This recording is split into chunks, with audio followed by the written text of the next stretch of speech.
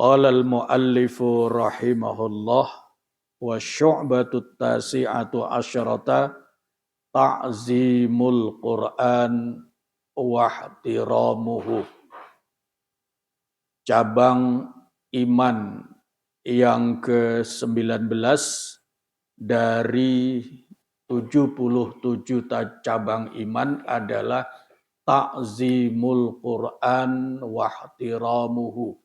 Mengagungkan dan memuliakan, menghormat Al-Quran. Nah, kalau muncul pertanyaan, mengapa menghormat Al-Quran, memuliakan Al-Quran itu merupakan bagian dari cabang-cabang iman yang 77 itu? Jawabannya jelas, karena memang Al-Quran itu merupakan salah satu kitab suci, wahyu Allah Subhanahu wa ta'ala. Maka kalau seseorang itu beriman kepada Allah, mestinya sudah seharusnya dia juga beriman kepada Al-Quran. Kalau dia beriman kepada Al-Quran, tandanya dia beriman kepada Al-Quran, maka salah satunya dia memuliakan, mengagungkan Al-Quran. Di dalam salah satu ayat Al-Quran, jika seorang mukmin tidak memuliakan, tidak mengagungkan Al-Quran, sangat boleh jadi dia sangat lemah keimanannya terhadap Al-Quran. Konsekuensinya, kalau seorang Muslim beriman, berilmu, lemah keimanannya terhadap Al-Quran, otomatis dia akan lemah keimanannya kepada Rasulullah.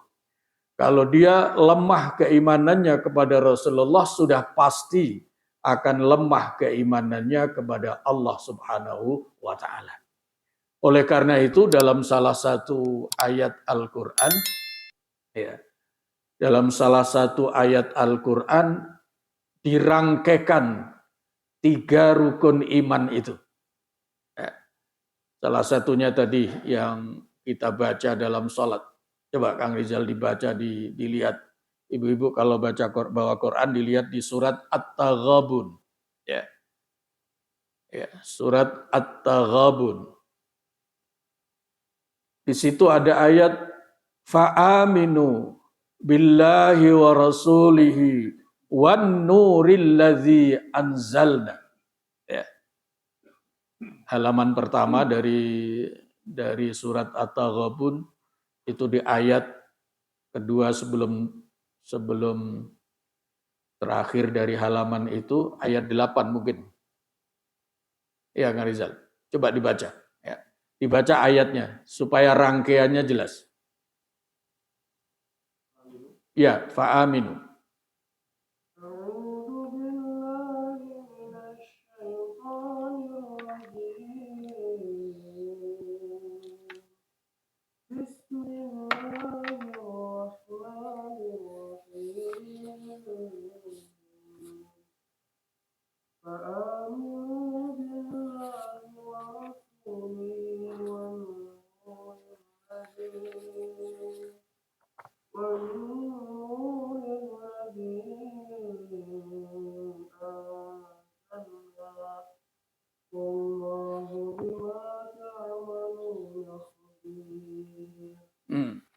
Maka berimanlah kamu kepada Allah dan Rasul-Nya dan kepada cahaya Al-Quran yang telah kami turunkan.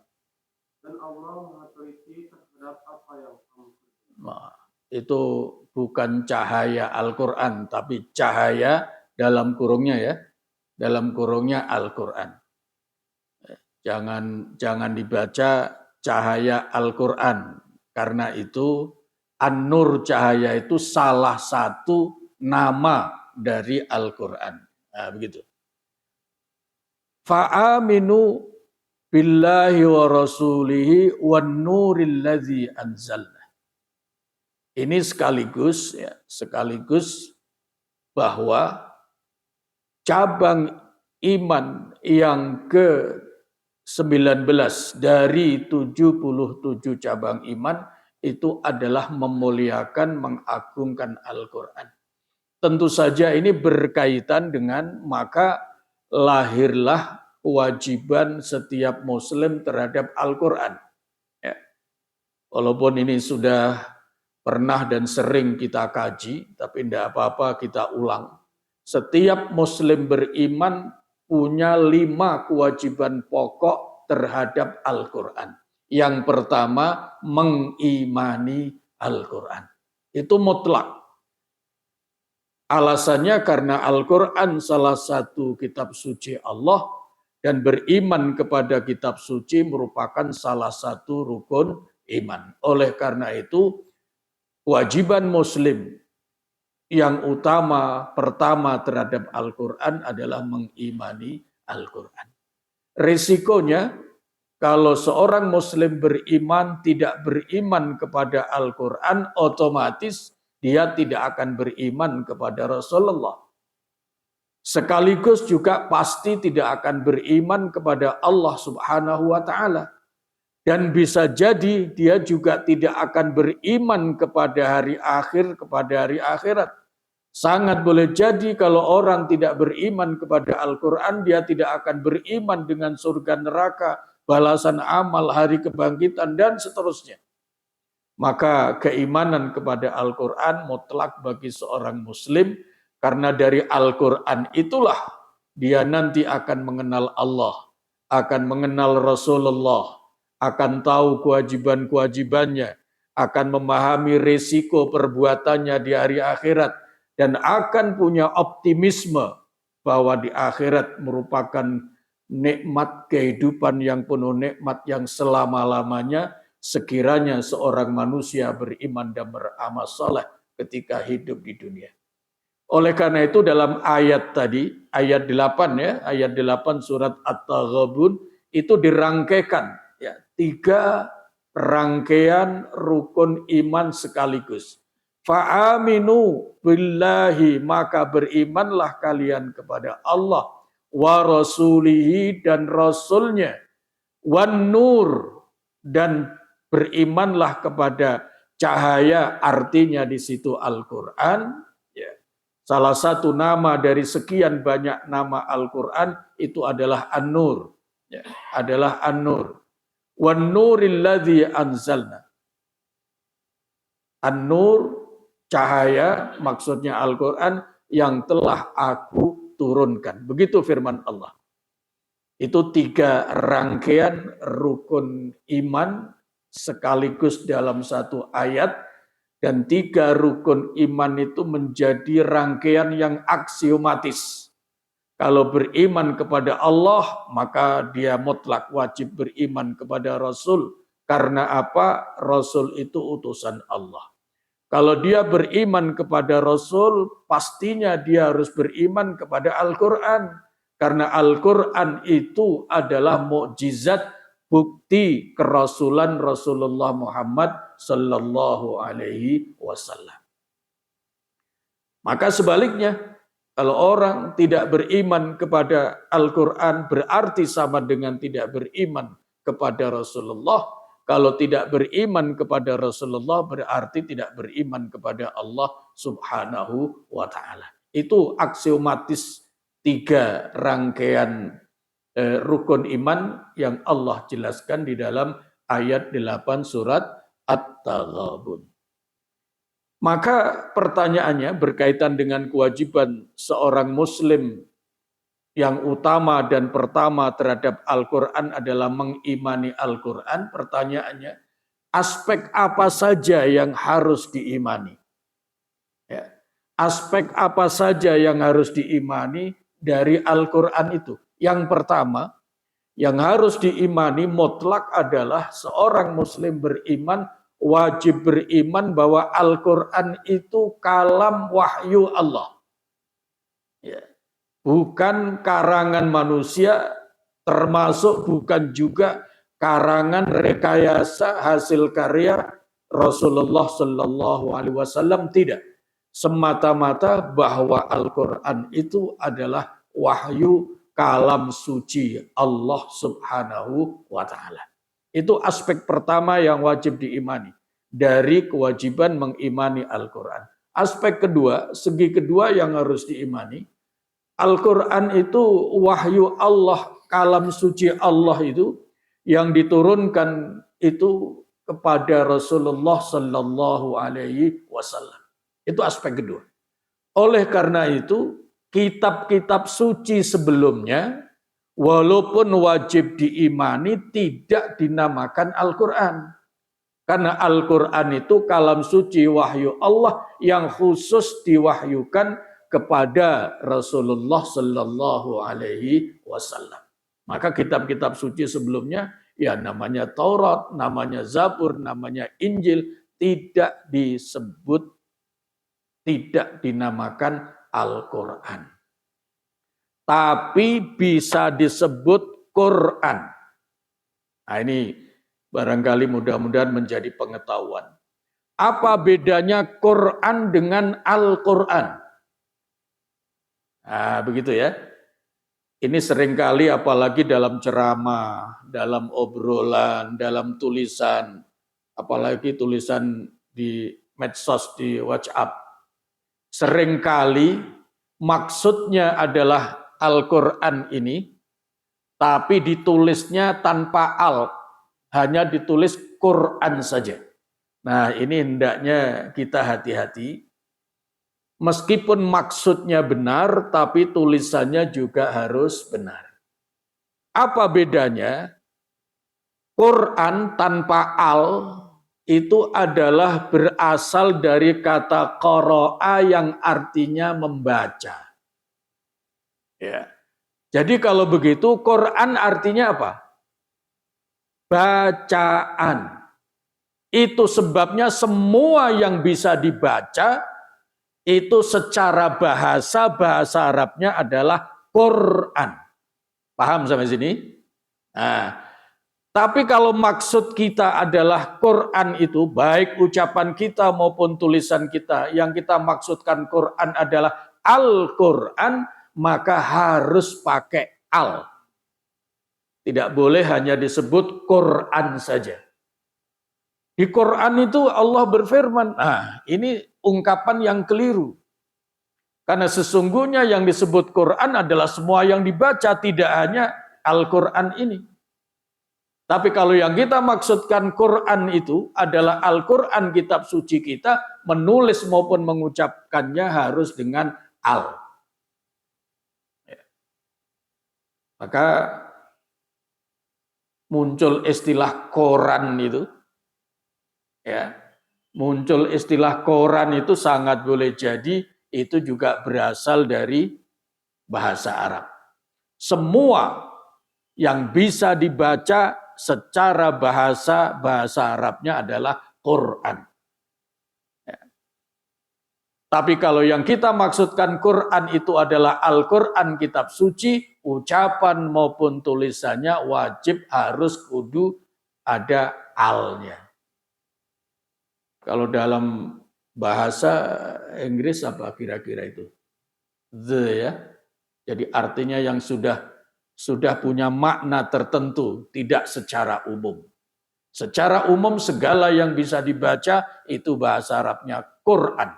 Maka kalau kita maksudkan Quran di situ adalah kitab suci kita, pengucapan maupun tulisannya harus menggunakan al. Maka ada Quran.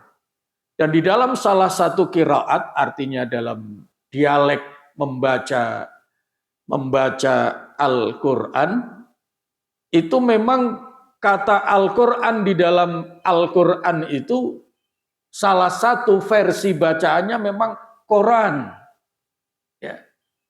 Ya, Quran.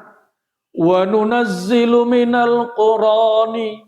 Nah, itu salah satu versi bacaan.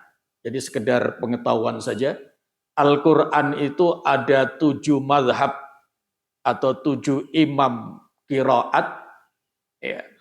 Jadi bacaan-bacaan yang pernah diajarkan oleh Rasulullah Sallallahu Alaihi Wasallam itu kemudian dikembangkan oleh 7 imam qiraat namanya. Kalau dalam fikih itu ada 4 mazhab, kalau dalam membaca Al-Quran itu ada 7 mazhab yang dikenal dengan istilah 7 qiraat, 7 formulasi bacaan. Ya. Nah, masing-masing imam ini punya 2 jalur riwayat. Sehingga total bacaan Al-Quran itu secara umum ada 14 macam bacaan Al-Quran. Nah, bacaan Al-Quran yang kita pelajari itu hanya 1. Ya, yang di Indonesia ini rata-rata belajar membaca Al-Qur'annya hanya 1 madhab atau 1 qiraat, yaitu qiraat dari Imam Hafaz, dari Imam Asim, terus jalurnya sampai Rasulullah Sallallahu Alaihi Wasallam. Itulah yang disebut sanad. Ya, itu yang disebut sanad, rangkaian bacaan Al-Quran yang benar dan bisa dipertanggungjawabkan sampai kelak di hadapan Allah Subhanahu wa Ta'ala. Nah, itu salah satu versi bacaannya tentang Al-Quran itu Quran. Ya. Wa nunazzilu minal Qurani ma huwa shifaa'u wa rahmatul lil mu'minin. Minal Qurani. Tapi kalau bacaan kita minal Qur'ani, jelas. Tapi kalau versi bacaan lain itu minal Qurani. Ya. Tapi bagi yang belum belajar tidak boleh niru-niru sekedar telinganya, tidak boleh. Bacaan Al-Quran itu harus ada guru langsung. Ya. Namanya musyafahah. Dari muka ke muka yang kemudian disebut talaki. Guru memberikan contoh membaca, murid santri menirukan, kalau sudah benar baru ditashih, namanya dibenarkan, mendapatkan legalitas melalui seorang guru. Dan itulah nanti yang bisa dipertanggungjawabkan di hadapan Allah Subhanahu wa Ta'ala.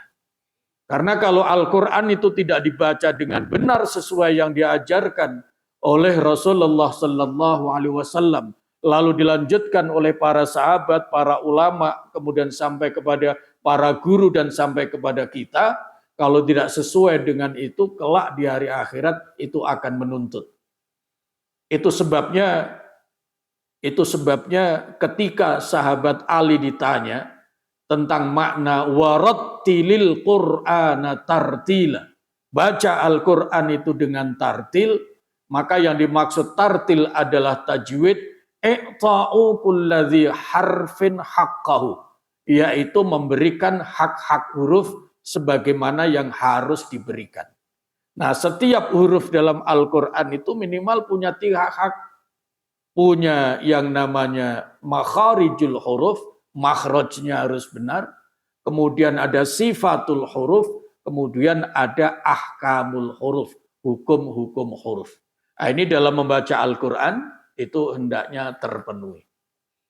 Itu yang pertama, kewajiban setiap muslim terhadap Al-Quran sebagai wujud mengagungkan Al-Quran, memuliakan Al-Quran adalah mengimani Al-Quran.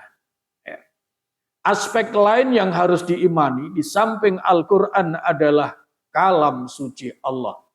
Diwahyukan kepada Rasulullah, maka aspek lain yang wajib diimani terhadap Al-Quran adalah bahwa Al-Quran itu adalah petunjuk kehidupan. Barang siapa yang tidak menggunakan Al-Quran sebagai petunjuk hidupnya, sama dengan dia tidak mempercayai, mengimani Al-Quran. Itu resikonya. Yang keempat, aspek keempat yang wajib diimani, bahwa Al-Quran itu adalah mukjizat agung Rasulullah Sallallahu Alaihi Wasallam. Apa fungsinya mukjizat?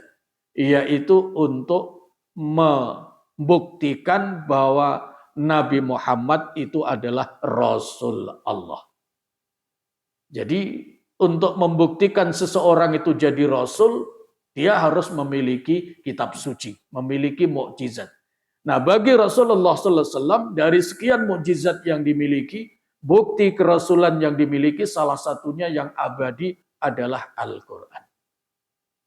Yang kelima, setiap Muslim aspek yang harus diimani terhadap Al-Quran itu adalah bahwa Al-Quran itu merupakan bacaan yang bernilai ibadah. Sampai-sampai Rasulullah SAW bersabda, "Man qara'a harfan min kitabillah falahu hasanatun wal hasanatu bi asyri amsalihah." Siapa yang membaca Al-Quran satu huruf saja misalnya, maka dia memperoleh satu kebaikan, dan satu kebaikan itu berlipat bernilai 10 kali lipat kebaikan. Jadi kalau seseorang membaca satu huruf, dapat pahala kebaikan 10. Sehingga kalau Bapak Ibu targetnya satu hari dapat pahala dari Al-Quran 10 poin, ya sudah baca saja satu huruf. Nun gitu. Shadaqallahul adzim. 110 itu. Ya, gitu. Pagi-pagi tiba-tiba alif gitu. Ya. A'udzu bismillahnya pasti hafal. A'udzu billahi minasyaitonir rajim. Bismillahirrahmanirrahim. Alif. Shadaqallahul adzim. Nah, cukup itu. Jadi kalau satu hari targetnya dapat pahala 10 poin dari baca Al-Quran, cukup satu huruf. Kalau targetnya 2 huruf, boleh. Bismillahirrahmanirrahim. 2 huruf apa? Yasin. 2 huruf, dapat 20. Shadaqallahul azim. Udah begitu. Ya.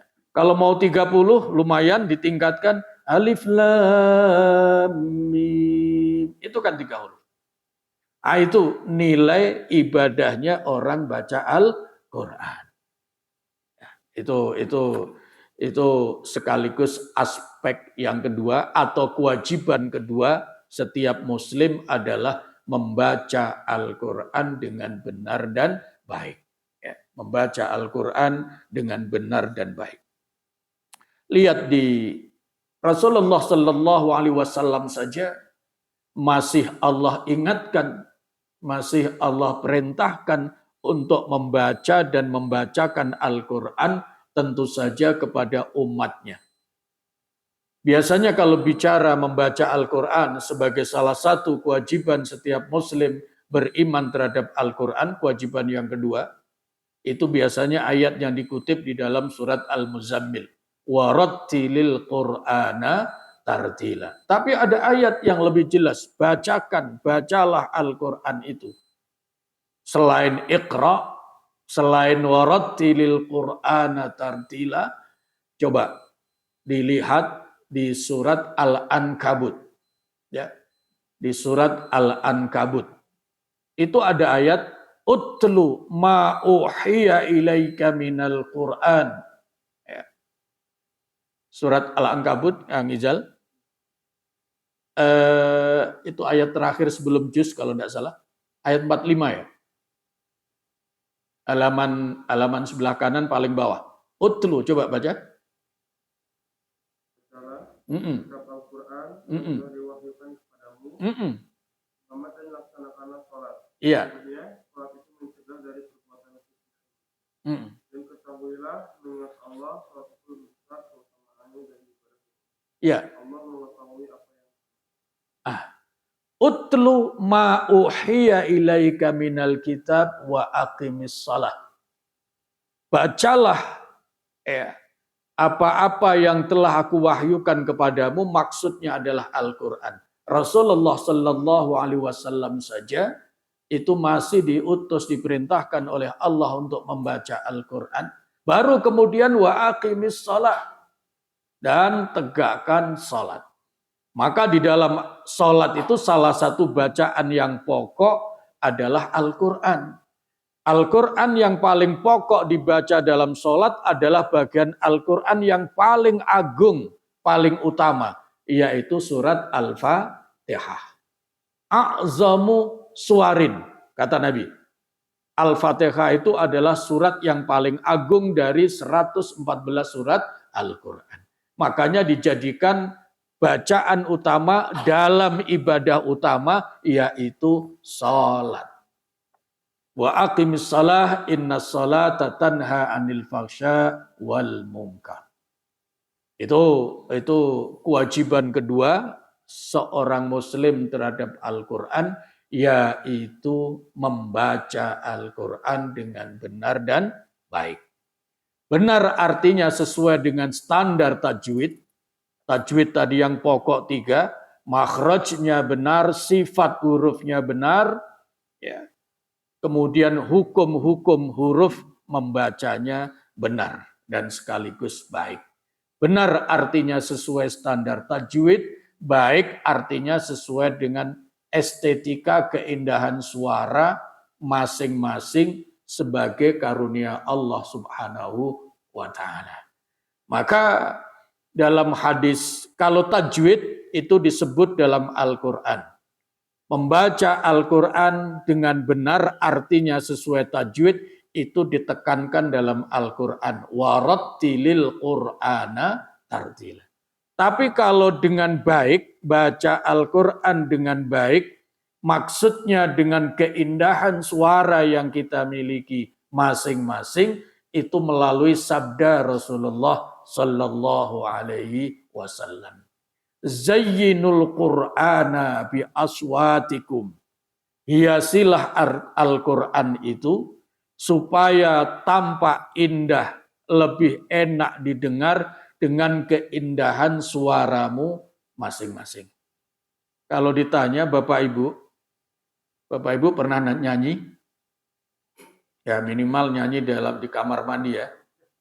Walaupun itu makruh hukumnya. Di kamar mandi itu tidak boleh. Nyanyi apapun, ngobrol aja tidak boleh. Hukumnya makruh. Ya, hukumnya makruh. Maka santri-santri kalau sedang di kamar mandi itu jangan sambil bicara apalagi sampai kedengaran dari luar. Itu hukumnya makruh. Berbicara ketika berada di kamar mandi. Kecuali darurat butuh tertentu. Misalnya apa? Di kamar mandi terkunci, tidak bisa keluar. Nah baru teriak, itu boleh. Tapi kalau keperluan biasa, apalagi sekedar ngobrol dan canda, itu kalau ada di kamar mandi, hukumnya makruh. Ya. Dilarang, tidak boleh. Kurang adab namanya. Ya. Nah, di dalam Al-Quran, itu Rasulullah SAW berkaitan dengan Al-Quran, Rasulullah SAW bersabda, Zayyinul Qur'ana bi aswatikum. Hiasilah Al-Quran itu dengan keindahan suara masing-masing. Maka cirinya nanti, kalau Bapak Ibu mulai baca Quran dari alif, ba, dan seterusnya, mulai tertatih-tatih membaca, itu kalau sudah senang mendengarkan bacaannya sendiri, nah itu tandanya sudah mulai baik. A'udzu billahi minasyaitonir rajim. Kalau Bapak Ibu merasa bisa nyanyi, lebih senang nyanyi sendiri atau mendengarkan nyanyian orang lain? Perasaannya merasa nyanyinya lebih bagus atau nyanyian orang lain? Nah, gitu ya. Nekat aja itu walaupun suaranya seperti itu, kalau sudah mulai bisa nyanyi apalagi lagu-lagu baru biasanya pede saja. Ngerasa lebih bagus dibandingkan penyanyi aslinya. Ya, begitu. Kemudian dikomentari oleh yang dengar, kamu itu sesungguhnya diam lebih indah daripada nyanyi. Gitu. Nah, dalam hal Al-Quran, itu Rasulullah SAW itu menganjurkan agar dihiasi dengan suara-suara indah kita. Makanya ada pelajaran tahsinul qiraah, memperindah bacaan. Begitu ya. Memperindah bacaan. Yang belum indah dibaca supaya baik, supaya indah. Yang sudah indah ditingkatkan supaya lebih baik. Kalau sudah begitu terus ditingkatkan supaya menjadi bacaan Al-Quran yang terbaik.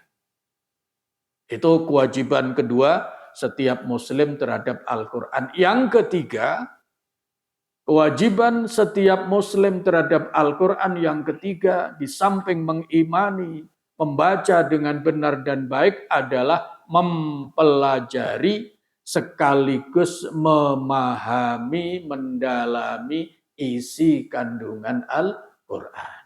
Ya, isi kandungan Al-Quran. Di dalam berbagai ayat itu ada ayat-ayat Al-Quran yang berkaitan misalnya di surat Muhammad. Coba dilihat di surat Muhammad. Seringkali kalau kita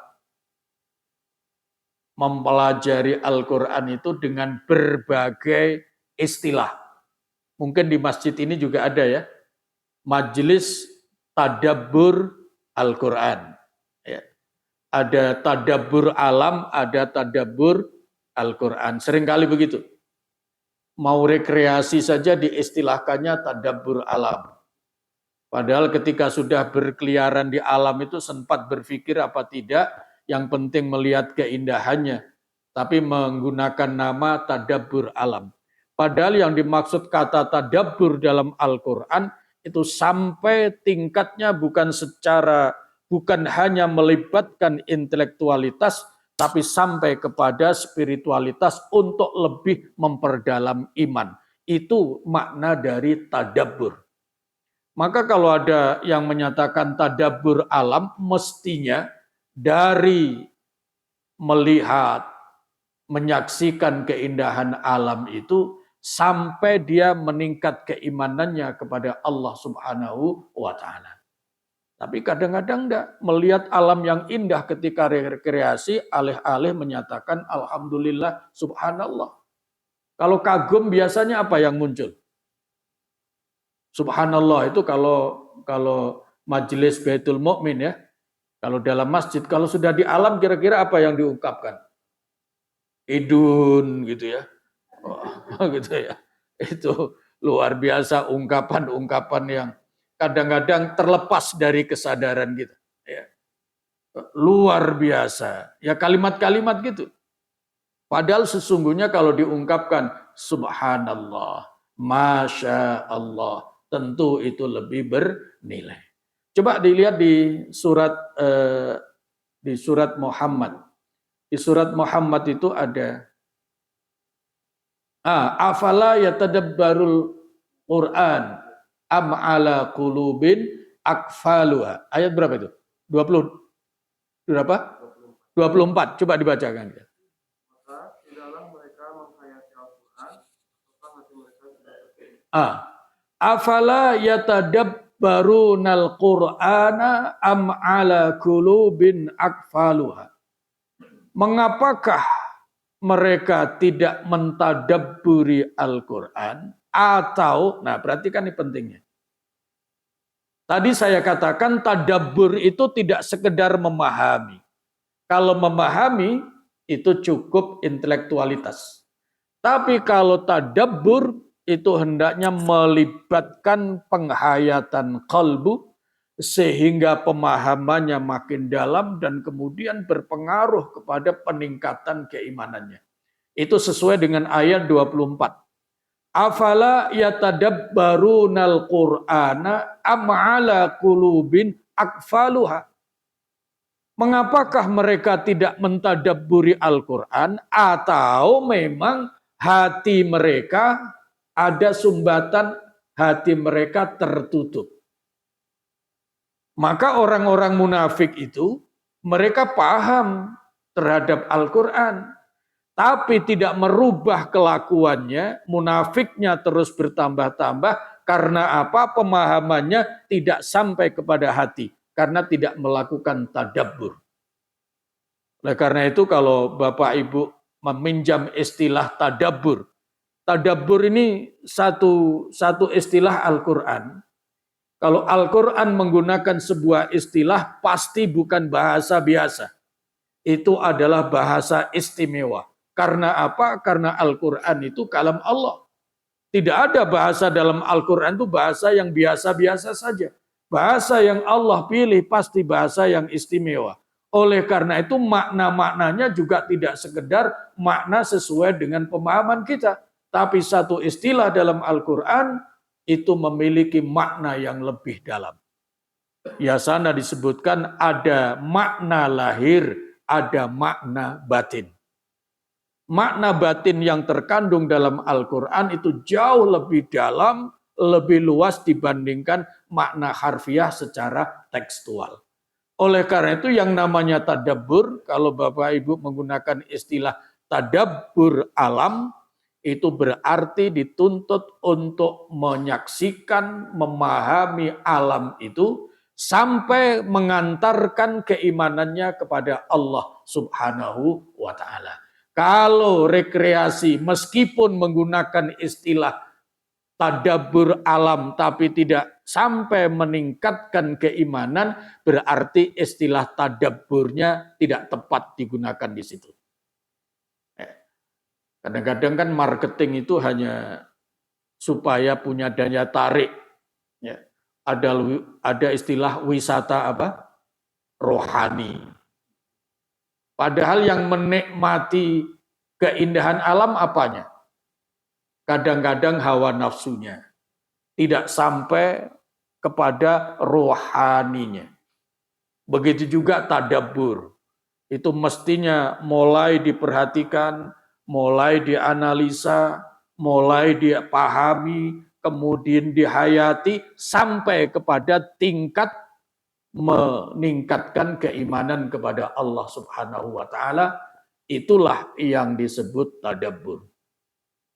Makanya di dalam surat An-Nisa itu, ya, di dalam surat An-Nisa itu ada ayat yang menyatakan tandanya orang itu tadabbur Al-Quran sampai menyatakan Rabbana ma khalaqta hadza batila. Wahai Allah, sungguh hamba paham dan akhirnya beriman, tidak ada satupun ciptaanmu di muka bumi ini yang sia-sia. Rabbana ma khalaqta hadza batila. Adapun di hadapan manusia kemudian menjadi hal-hal yang sia-sia, itu adalah faktor keterbatasan manusia memahami ciptaan-ciptaan Allah.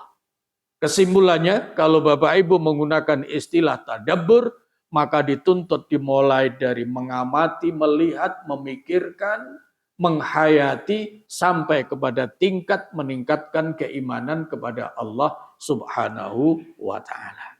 Itu yang ketiga. Kewajiban keempat setiap Muslim terhadap Al-Quran itu adalah tentu saja mengamalkan, ya, mengamalkan petunjuk-petunjuk Al-Quran dengan baik dan ikhlas. Karena Al-Quran itu Allah turunkan maksudnya sebagai petunjuk. Maka tidak cukup hanya mengimani bahwa itu Al-Quran itu adalah wahyu Allah. Tidak cukup hanya membaca dengan benar dan baik. Tanda orang itu menghormat memuliakan Al-Quran, maka dia punya kewajiban untuk mengamalkan, mengikuti petunjuk-petunjuk Al-Quran. Nah, salah satu ayat yang menyatakan itu ya sangat banyak sekali. Contoh misalnya, hafizu ala sholawati wassolatil wusta. Pelihara solat-solat kalian. Nah, maka upaya kita memelihara, menjaga solat, itu juga bagian dari mengamalkan petunjuk-petunjuk Al-Quran. Al-Quran sebagai petunjuk, maka kalau tidak diikuti petunjuknya, sama dengan menyia-nyiakan Al-Quran. Nah, itu bagi seorang Muslim merupakan sebuah larangan yang luar biasa.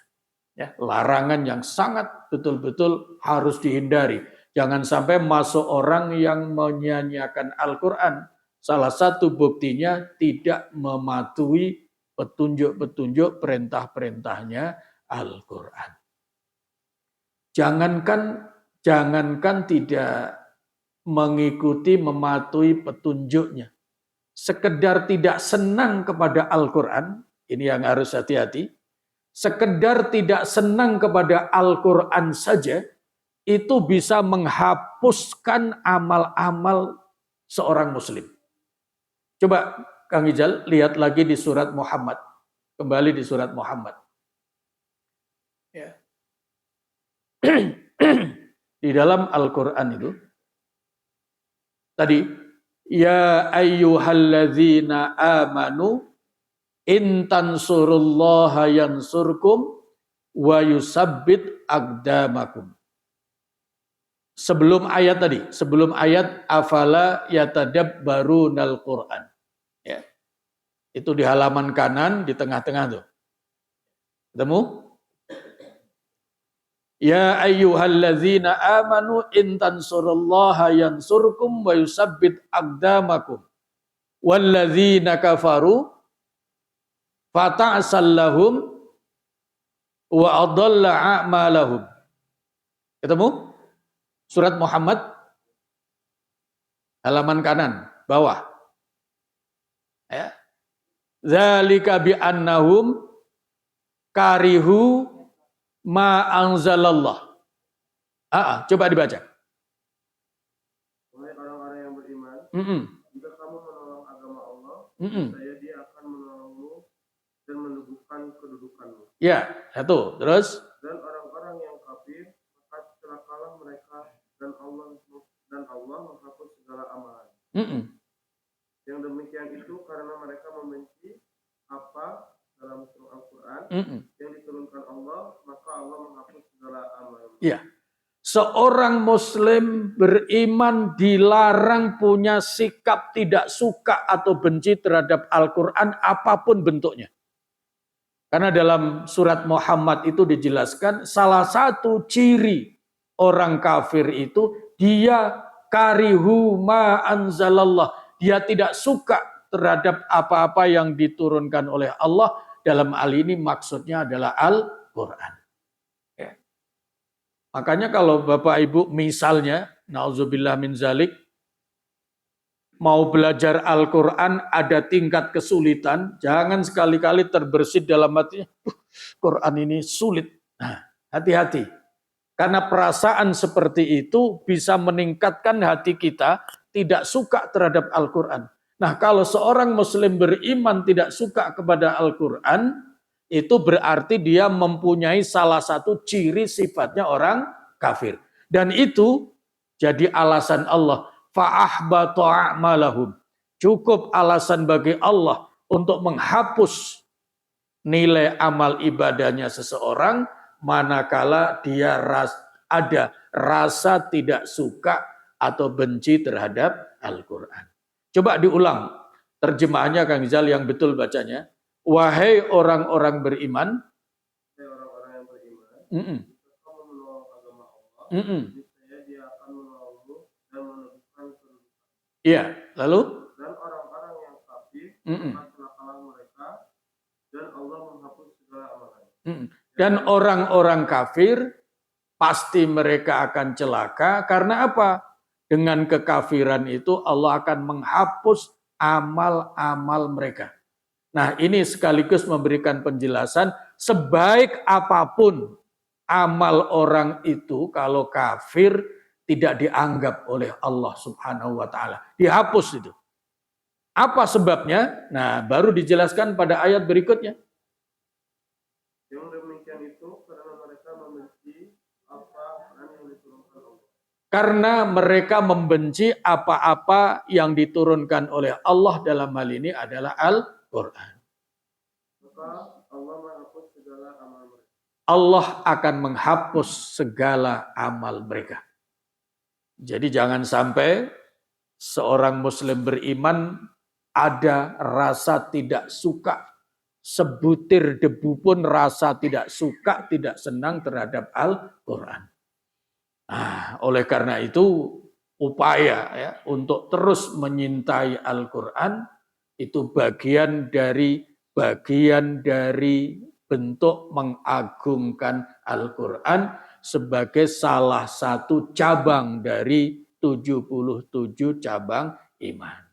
Nah, yang terakhir, kewajiban kelima setiap muslim terhadap Al-Quran adalah mewariskan dan mendakwahkan Al-Quran minimal terbatas kepada keluarganya. Nah, ini kalau Bapak Ibu sering ditanya, apa di antara sunnah Rasul yang wajib kita perhatikan? Biasanya kalau sunnah Rasul itu ya sholat rawatib, tahajud, yang begitu biasanya yang itu tidak salah. Tapi jangan pernah lupa bahwa sunnah yang utama, yang patut kita selalu ingat dan diperhatikan bahkan kita laksanakan adalah sunnah mewariskan Al-Quran kepada keluarga, kepada generasi penerus. Karena apa? Karena Rasulullah Shallallahu Alaihi Wasallam bersabda, hadis ini sering diceramahkan, sering dikhutbahkan, tetapi jarang ditekankan bahwa ini menjadi bagian dari sunnah Rasul yang terpenting untuk mendapatkan perhatian. Taraktu fikum amraini. Wahai umatku, aku tinggalkan dua perkara ya, kepada kalian. Aku wariskan dua perkara kepada kalian. Untuk apa? Mata maksaktum bihima lantadillu abada. Selama dua perkara ini menjadi peganganmu dalam menjalani kehidupan, saya jamin kehidupan kalian tidak akan sesat dunia sampai akhirat. Dua perkara itu apa? Ternyata salah satu yang utama adalah Al-Quran, dan yang kedua adalah hadis sunnah Rasulullah Sallallahu Alaihi Wasallam.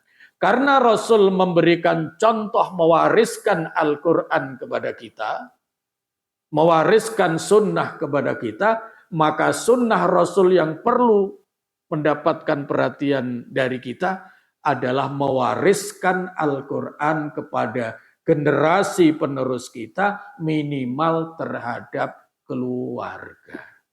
Oleh karena itu sebagai orang tua, boleh dan harus mengajarkan segala ilmu kepada putra-putrinya, tapi jangan pernah lupa tertinggal mengajarkan Al-Quran. Nah, sampai sekarang entah masih banyak atau minimal masih ada orang tua yang mampu menyekolahkan anaknya sampai kemana-mana, tetapi sudah punya level pendidikan yang tinggi, ternyata membaca Al-Quran itu juga belum bisa. Nah, ini perhatian bagi kita. Ya. Yang belum terlanjur harus ada preventif. Anak-anak harus diajarkan baca Al-Quran dengan benar dan baik. Nah, kalau sudah terlanjur ya, belum bisa baca Al-Quran seusia-usia kita, segera. Karena Al-Quran itu mudah. Walaqad yassarnal Qur'ana lidzikri fahal mim muddakir. Ya, fahal mim muddakir. Itu Al-Quran itu mudah. Allah mudahkan bagi yang mau. Ya. Walaqad yassarnal Qur'ana lidzikri fahal mim muddakir. Itulah 5 kewajiban pokok setiap muslim terhadap Al-Quran sebagai wujud pemenuhan bahwa seorang muslim memuliakan, mengagungkan Al-Quran sebagai salah satu cabang iman yang jumlahnya ada 77 itu.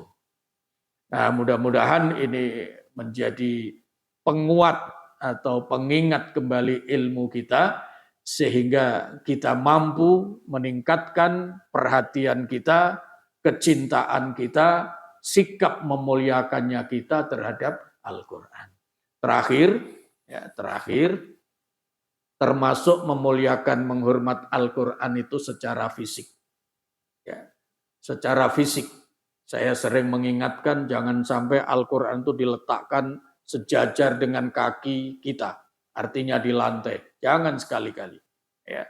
Jangan sekali-kali membawa Al-Quran itu seperti membawa Ya, seperti membawa belanjaan, maaf ditenteng begitu. Nah, ini hati-hati untuk ibu-ibu. Kalau membawa tas isinya Al-Quran harus hati-hati. Resikonya tidak boleh ditenteng. Kalau tasnya ditenteng sambil jalan begitu, artinya posisinya ada di bawah. Nah, ini seolah-olah kurang mengagungkan Al-Quran. Kemudian yang ketiga, yang perlu mendapatkan perhatian, kalau punya Al-Quran di rumah, jangan sampai menumpuknya itu ada di atasnya ada yang lain.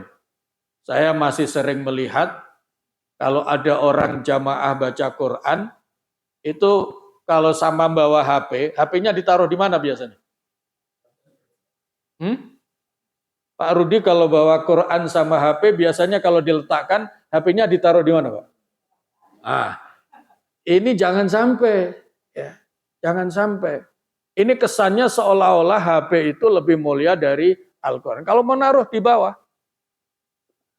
itu caranya. Ini salah satu ta'zimul Quran wahtiramu, memuliakan Al-Quran. Karena apa? Jangan sampai punya perasaan, ini kan tulisan biasa, tulisan Arab biasa. Sama dengan buku-buku yang lain tulisan Arab, tidak. Tulisan Arab meskipun sama-sama bahasa Arab, tulisan Arab dalam Al-Quran, untuk Al-Quran itu beda dengan tulisan-tulisan Arab yang biasa. Namanya saja beda. Kalau bahasa Arab meskipun sama-sama dari kanan, itu istilahnya rosam imla'i, itu istilah. Tapi kalau untuk Al-Quran khusus rosam Utsmani. Ya, rosam Utsmani. Untuk mempelajari bagaimana kaedah-kaedah penulisan Al-Quran, itu ada pelajaran khusus. Ya, ada pelajaran khusus. Minimal kalau di kuliah itu, minimal itu 1 semester. Penuh. Mempelajari bagaimana menulis as-sholatu. Wa yuqimunas sholata. Nah, kalau tulisan imla'i bahasa Arab biasa, as-sholat pasti lamnya pakai alif. Tapi kalau tulisan Al-Quran enggak boleh, pasti pakai waw. Bacaannya sama, tapi tulisannya beda. Itu istilahnya rosam Utsmani. Untuk khusus tulisan Arab, untuk ayat-ayat Al-Quran. Oleh karena itu, meskipun sama-sama bahasa Arab, kelihatannya secara fisik juga sama dengan buku yang lain, tapi seorang muslim beriman tidak boleh punya pandangan wujud mushaf kitab suci ini dianggap sama dengan buku yang lain, sehingga ditumpuk-tumpuk sembarangan. Apalagi sekedar menaruh HP. Itu hendaknya HP letakkan di bawah. Jangan sampai ada benda apapun, ya, benda apapun yang ada ditaruh di atas Al-Quran. Itu saja bernilai ibadah. Hati-hati seperti itu. Karena apa? Niatnya memuliakan Al-Quran. Siapa yang memuliakan Al-Quran sama dengan memuliakan Islam. Siapa yang memuliakan Al-Quran sama dengan memuliakan Rasulullah SAW. Siapa yang memuliakan Al-Quran sama dengan memuliakan Allah Subhanahu wa Ta'ala. Karena Al-Quran itu kalam Allah, Al-Quran mukjizat Rasulullah, dan Al-Quran itu sumber utama agama Islam. Mudah-mudahan bermanfaat. Ada pertanyaan? Kalau tidak, Pak Sudar. Menembak kamar mandi, apakah berlaku kamar mandi yang ada WC? Terus kedua, kalau misalkan di masjid apakah itu juga berlaku? Tadi ngobrol tempat wudhu. Iya, berlaku. Ya. WC mau di rumah, mau dimanapun, apalagi di WC umum di mana-mana, itu makruh. Ya. Untuk ngobrol ketika sama-sama ada di WC. Termasuk tempat wudhu. Kalau hanya tempat wudhu, itu kita wudhu, sebelah kita ada teman kita yang wudhu, kemudian sambil ngobrol. Itu juga makruh, dilarang. Ya. Kalau wudhu sekali mulai membuka keran air harus fokus, hayati bahwa wudhu itu adalah jalan untuk layak tidaknya seseorang menghadap Allah yang maha suci. Nah, sehingga dengan cara begitu khusyuknya sholat itu dimulai dari khusyuknya wudhu. Maka dilarang ngobrol. Nah, supaya tidak ngobrol, maka salah satu adabnya wudhu itu ada doa. Yang tempoh hari sekilas saya sampaikan, mulai membuka air ada doanya. Mulai mencuci tangan ada doanya. Mulai berkumur ada doanya. Mulai memasukkan air di hidung ada doanya. Dan seterusnya. Sampai yang ke-14 adalah sholat syukrul wudhu. Begitu Pak Ustaz. Baik, kita akhiri. Bismillahirrahmanirrahim. Allahumma anfa'na bima 'allamtana wa 'allimna ma yanfa'una wa zidna ilma. Alhamdulillahi ala kulli hal wa na'udzu billahi min hali ahli nar. Rabbana atina fid dunya hasanah wa fil akhirati hasanah wa qina adzabannar. Walhamdulillahi rabbil alamin. Wassalamualaikum warahmatullahi wabarakatuh.